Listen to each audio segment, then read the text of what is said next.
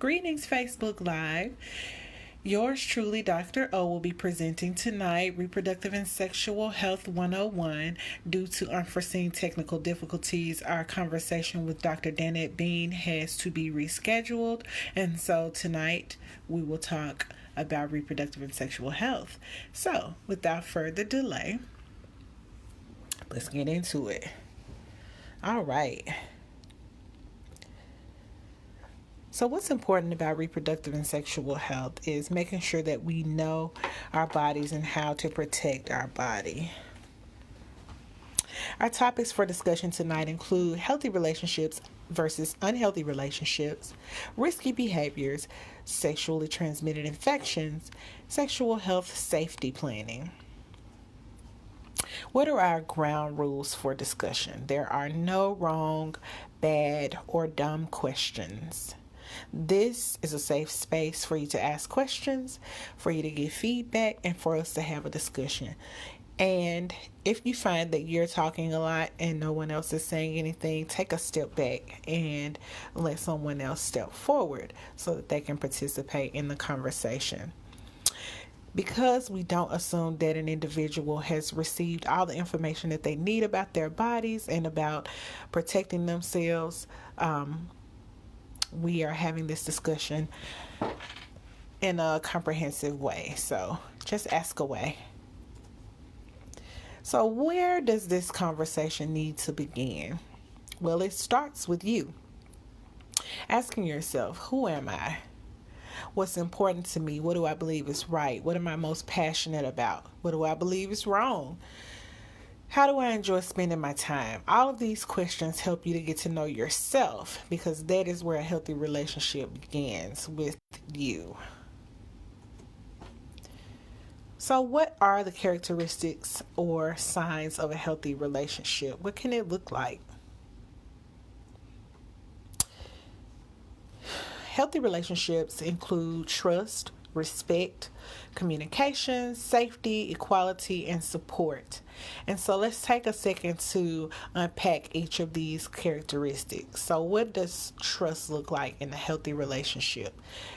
It means that there is honesty and accountability for each partner. Each partner is dependable and reliable to one another. Each partner believes each other and believes in each other. If we're thinking about respect, uses respectful language, even in times of disagreement. So no two people are the same, right? Everybody has their own thoughts and beliefs, and sometimes those thoughts and beliefs collide. And so even when you disagree, there is an opportunity for you to listen, be supportive and open-minded to each other's differing beliefs, values, and views. What about communication? So in a healthy relationship, communication looks like both parties or all parties sharing their thoughts, opinions, and ideas, and all parties being a good listener. So communication is a two-way street. It does not include only talking, but definitely equally listening on both sides or all sides. Safety is another element of a healthy relationship. So what does safety look like? There's emotional safety, physical safety, making sure that we are supportive and encouraging to each other and able to end a relationship freely. I can't stress enough that when something comes to an end, all parties should have that freedom and the opportunity to make a change or end a relationship that they no longer wish to participate in. So that is a part of safety in a healthy relationship. Equality. Every individual participating in the relationship has equal decision-making power. So it's not all one way or one person's way in that relationship, but everybody has a say-so. And there's give and take in the relationship. So if you are involved in a situation where you are doing all of the giving, there is probably a problem somewhere. So make sure you take a look at that and ensure that there is equality and everybody is getting what they need from the relationship. Support. Healthy relationships include support. So continuing to engage in other activities and having the support of your partner or your significant other is an important characteristic.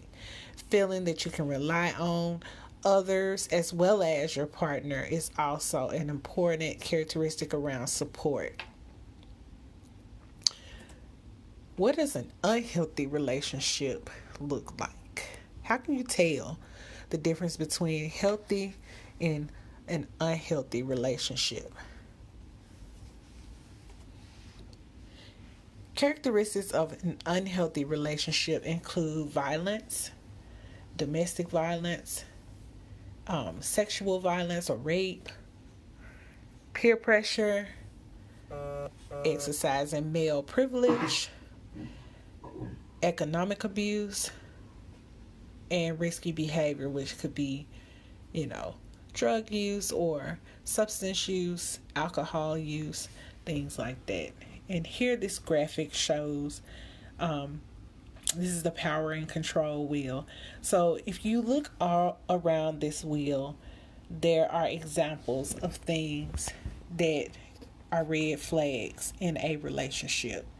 So if you are experiencing these different things, and they can be happening at the same time, so they don't have to be happening one at a time. These things can be happening at the same time within the same relationship. Make sure that you seek help. Sometimes it's very difficult for an individual to get out of a situation that is unhealthy without assistance. So make sure that you are seeking assistance if you need assistance. Some resources that you can look into are locally the Family Safety Center here in Memphis, located at 1750 Madison Avenue. You can look up Family Safety Center on the internet and reach out to them online. You can either call or you can fill out the intake form online and someone will contact you. It's very important that you get the help that you need, the assistance that you need if you are experiencing these different things. I can't say enough that unhealthy relationships have characteristics and qualities, and so I want to make sure that I just pause here so that folks have an opportunity to look at these characteristics. And if you identify something, that you reach out for assistance. If you're unable to reach out to an organization, as I mentioned, Family Safety Center, the YWCA, some other organizations around town that are assisting folks. There's also some national hotline numbers that you can call if you are experiencing these different things. But do seek help. And if a family member should happen to reach out to you and express that they are experiencing some of these things, please do assist them. Step in and assist them. Help them to get the help that they need. Here we have the types of abuse that can exist in a relationship. And again, this is under the tab of characteristics of unhealthy behaviors. If any of these things, physical, emotional, verbal, financial, digital, or stalking is taking place, and stalking, it is cut off on this slide I see. However, stalking is anytime someone is following you or showing up in places where they have not been invited, that is considered stalking. It is attention that you have not asked for, or attention that you are receiving that you have asked a person to stop giving you. Please do, again, seek help, get help. Controlling social media activity is a big one these days. Folks like to go online and hack people's social media accounts. This is a form of abuse. You should have a certain amount of privacy that you expect. And if that is violated, it's something that you should take a look at. Withholding your money, taking money from your partner, that is financial abuse. All right? Verbal abuse, cursing, yelling, put downs, things like that are considered verbal abuse. Emotional abuse is a thing. Make sure you take a look at that if a person is using extreme measures to manipulate you emotionally. These things are not good, and they are a part of an unhealthy relationship. Boundaries. I like to think of boundaries in the relationship. So if you imagine that a relationship is like the highway, boundaries are the guardrails that keep you in your lane. So you don't go over the side into a ravine, or you don't go over into somebody else's area. So boundaries are like those broken dotted lines on the highway, and the guardrails that keep us on the road. So we're on the road of life to traveling towards happiness as our destination, and those healthy boundaries help us to get there safely. So boundaries are agreements that partners should come up with together, right? So you should have your own personal boundaries, but then there should be some boundaries that you discuss within your relationship together to help you have a deeper understanding of the type of relationship that you want. So again, individual boundaries, type of relationship you personally want, but then what you and your partner imagine for yourselves. Partners, imagine for yourselves. What are the agreements that you make to make that happen? They are not meant to make you feel trapped or like you walking on eggshells or walking on pins and needles. So make sure that you understand that and address it with your partner. Boundaries should be set up as the relationship is being formed, and they could be revisited during the duration of the relationship. But these are some things to remember. Boundaries shouldn't restrict your ability to go out with your friends without your partner, right? You should still be able to be an individual who is participating in a relationship. You should be able to participate in activities and hobbies that you like. So not always centered around your significant other, but you should have your own hobbies and your own things that you like. You should not have to share information such as email account passwords and things of that nature. Like, if you choose to share it, that's one thing, but if you are required to share that information in order to be in the relationship, something to take into consideration. Respect each other's individual likes. You don't have to love it, but you gotta respect it, right? So risky behavior. What exactly is categorized as risky behavior? Well, that could be the use of substances such as alcohol or drugs, and it can be considered unprotected sex, whether that be oral sex or with sex toys. So why are we talking about risky behavior right after we talked about healthy relationships? Obviously, in some relationships, there may be the time where sex comes into play.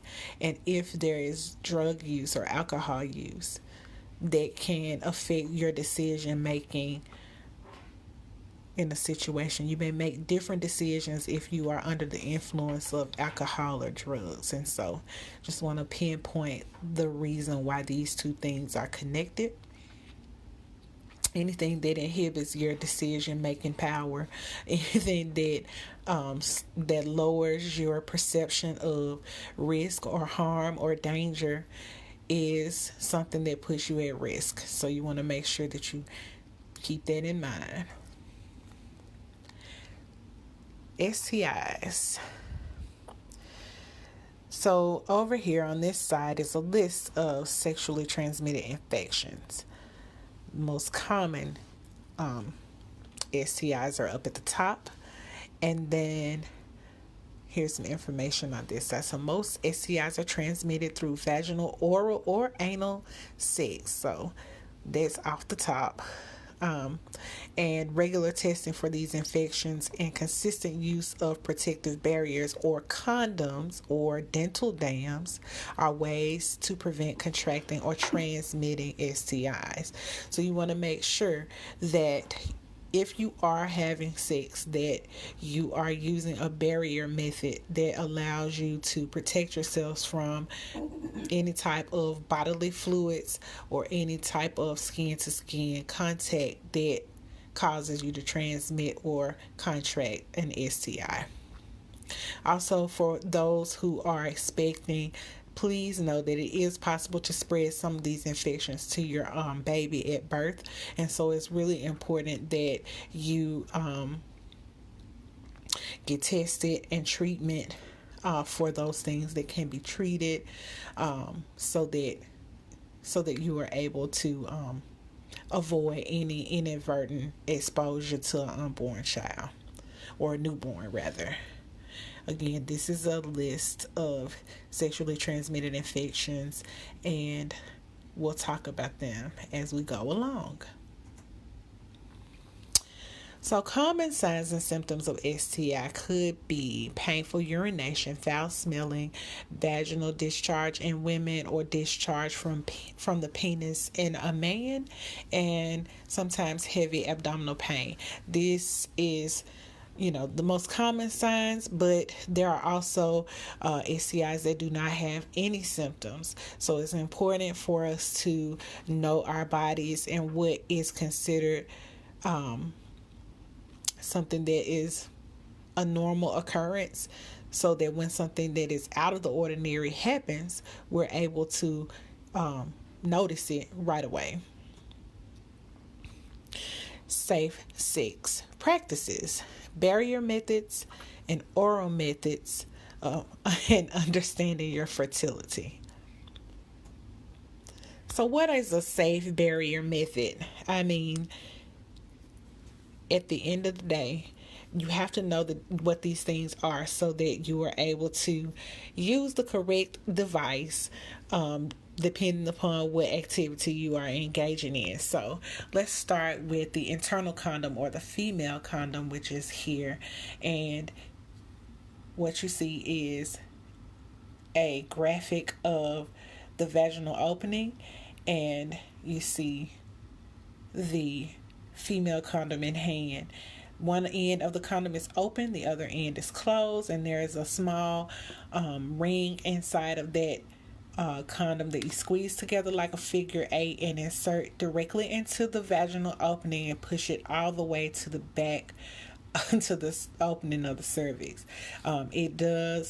Part of it does stay outside of the vagina, on the labia of the vagina, and so you hold it in place so that when the penis is inserted into the vagina, the internal condom does not slip and the penis goes beside that condom, entering into the vagina. You want to make sure you hold it in place so that that doesn't happen. It can be inserted into the vagina up to 8 hours prior to sexual contact, and it can be removed and disposed of in the trash can. Please do not flush those in the toilet or septic system, because they are not biodegradable. The traditional condom, or the male condom, is placed over an erect penis, and obviously we've seen these before. They come in many different brands, many different attributes. So depending upon what type of texture a person is interested in using, or what brings you the most pleasure, you can decide which brand and style of condom is most appropriate. The main thing is making sure that it is the proper fit. So, hate to break the news to you, but everybody does not need an extra large condom. Contrary to popular belief, Please make sure that you are using a condom that fits appropriately. And you should always use lubricant, water-based lubricant with latex condoms. Dental dams are a very thin sheet that is placed over the vagina or over the anus or over the penis during oral sex. It can be used on a female or a male, and they come in various different flavors to your liking. So these items are all designed to protect the person from coming into contact with the genital area or any fluids that may be excreted from those areas. So you want to make sure that you are using the correct device with whichever activity you are participating in. And I can't stress enough that you should use a new condom. If you're using the traditional condom, you should use a new condom with each sexual act. So we know that a person can have multiple sexual acts in the same encounter. Please prepare ahead of time. Bring more than you think you need to the experience.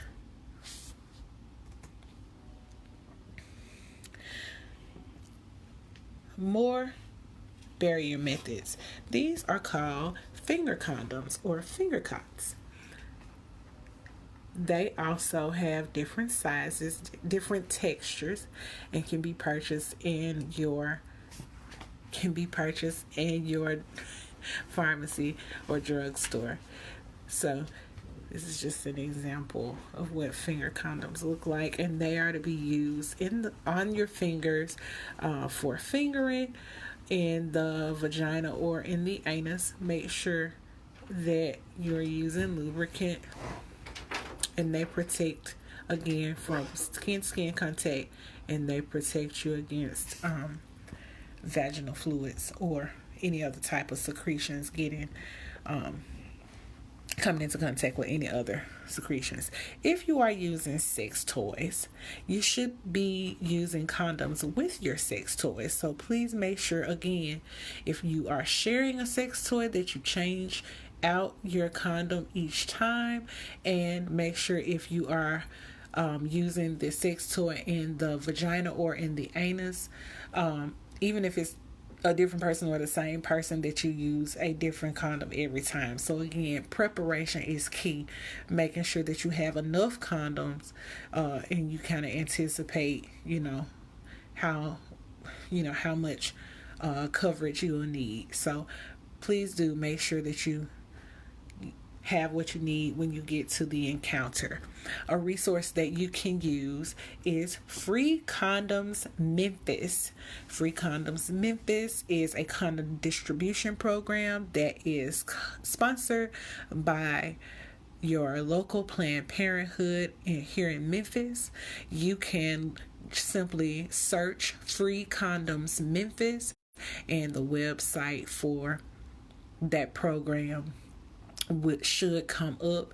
I think it's freecondomsmemphis.org, and you are able to put in the zip code to where you are located, and you are able to find condom distributors all across the city of Memphis. So please do look at Free Condoms Memphis to assist you with access to free condoms. Sister Reach is a Free Condoms Memphis distributor. If you need condoms, please contact us at sisterreach.org. So that is the email address. Contact us at sisterreach.org so that we can help you out with some free condoms. Birth control.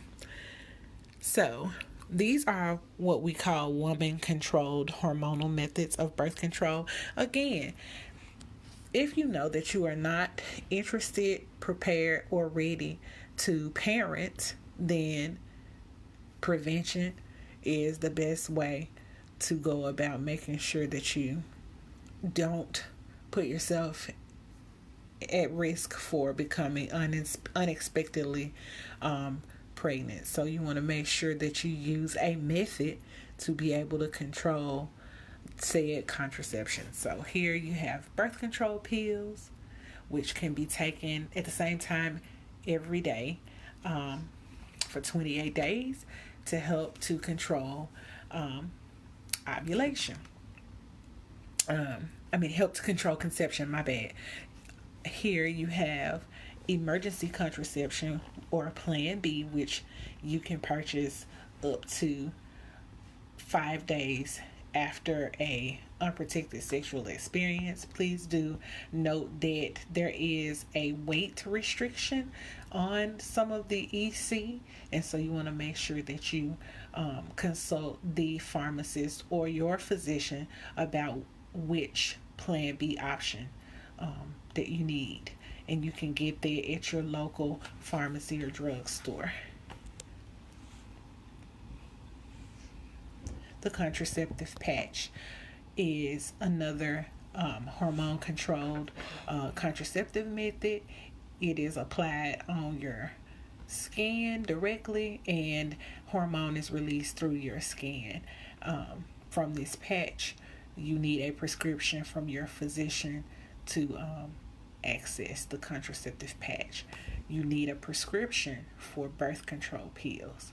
For Plan B, you do not need a prescription. However, there is a certain amount of days and there is a weight restriction for folks over a certain weight. You want to make sure that you choose the Plan B option that is most appropriate. The NuvaRing is another hormonal method of birth control. Is a small ring, as you can see there, small ring that is inserted into the vagina, and hormone is released out of that ring into your body, and then you take the ring out to have your menstrual cycle. This again, you need a prescription from your physician, and those rings, can be picked up at the pharmacy with the prescription. Charting your menstrual cycle. Turn this here so that you can see.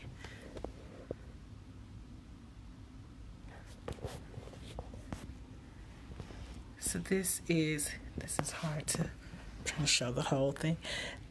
Charting your menstrual cycle. So this is a charting exercise based on a 28-day cycle. So here in the blue, if you look at the legend down here, this tells you what these different colors represent. So in the blue down here, well, it looks blue on yours, but it's gray. The gray is your safe time here. All right. So the important thing about charting is these numbers right here: 1, 8, 19, and 28. You want to look here at these helpful tips. You can become pregnant during your menstrual cycle. That is the first thing that you should know. Second, sperm lives in the vagina for up to 5 to 7 days after unprotected sex. So timing is everything with this particular method. A normal cycle occurs anywhere between 24 to 32 days, and you can use your cell phone app to do this same exercise. But basically, this red square here represents the first day of your period. So you want to start counting on this day. 8. So here was where your 1 is, first day of your period. 1, 2, 3, 4, 5, 6, 7, 8. And 8 is where you ovulate, this period here, the purple. All right. This pink area represents pre-ovulation, and this gray area after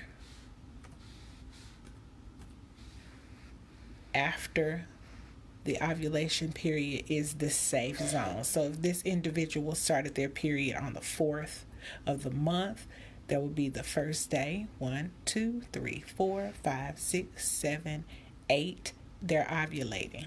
So if they have sex in this period of time right here, they can become pregnant. This period right here is the safe zone.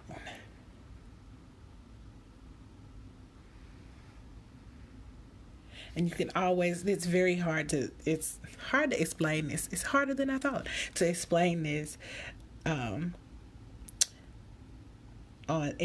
this format. So I encourage you, again, here, first day of your period, here's the 8th. The number 8 is the ovulation period. The number 19 is the safe period. The number 28 is where you should see your next period. Okay, so those 4 numbers, the gist of it is these 4 numbers. 1, first day of your period. 8 is the ovulation period. This is the period where you can become pregnant. 19 is that safe zone, and then 28 is where you should see your period again. So if you'd like more information on learning to chart your menstrual cycle, please do contact us. We do teach this method so that it is easier for you to understand. There's some other information here on emergency contraception, because we do recognize there is a little bit of difference there for different people. Some folks, if you have an irregular period, this may not necessarily be the best method for you. However, if you would like more information on how to chart your menstrual cycle, please do contact us so that we can teach you this method. It works.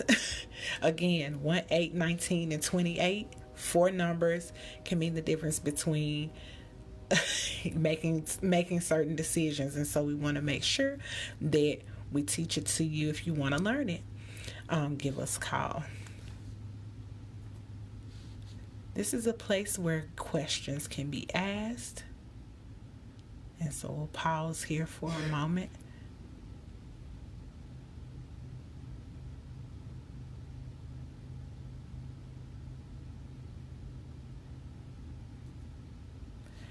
So, if you would like more information on, and we shared several different resources with you. We do teach these classes in the community at no cost. You can always reach out to us at any of these contact methods, and we will come out and teach this Reproductive Sexual Health 101 wherever you need us to. We do that at no cost. If you would like to learn how to chart your menstrual cycle, please do give us a call. We are happy to help you with that. If you would like free confidential HIV testing, you can reach out to us by appointment, and we will get you tested and get you your results. If you would like more information on Free Condoms Memphis, you can look up freecondomsmemphis.org, and it will tell you, that website will tell you where you can find free condoms all across the city of Memphis, or you can contact Planned Parenthood and they can tell you how to access free condoms as well. You can also reach out to us at Sister Reach. We are a condom distributor for Free Condoms Memphis. If you need condoms, please give us a call, contact us by email. We're happy to help you with that. Healthy relationships, we teach that course as well. You can reach us at any of our contact information. Do follow us on Facebook and Twitter, and we'll see you next month in December with Sex Ed Online for Adults.